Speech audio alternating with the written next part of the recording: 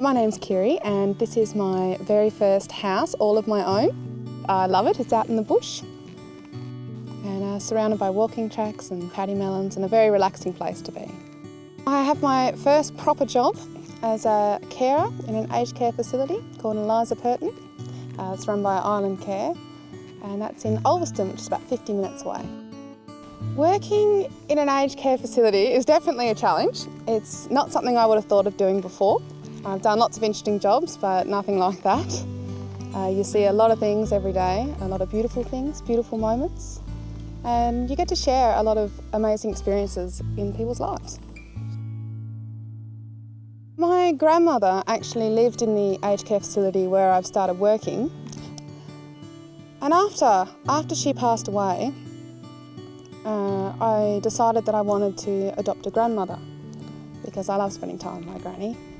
And through working with a group called Textiles, I became involved in a project called the Carnival of the Here and Now. And that was a whole lot of different artists we went into an aged care facility for the day and just totally disrupted their routine. Belly dancers, magicians, body painters, puppeteers, they were quite interesting as well, whip crackers.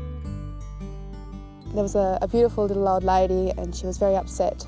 And she was crying and I don't understand why she was crying, but I just walked up to her and gave her a flower and held her hand and she smiled and started laughing and that made me feel good. She made me feel good.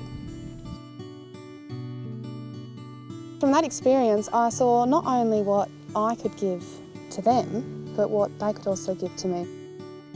Being involved in the Textiles project really helped in my enrolment to get into aged care. When I did my interview and I said that I'd been a part of this Carnival of the Here and Now, it was definitely a big tick. And by being involved in something a little bit outside the square and taking extra interest in the area, definitely helped.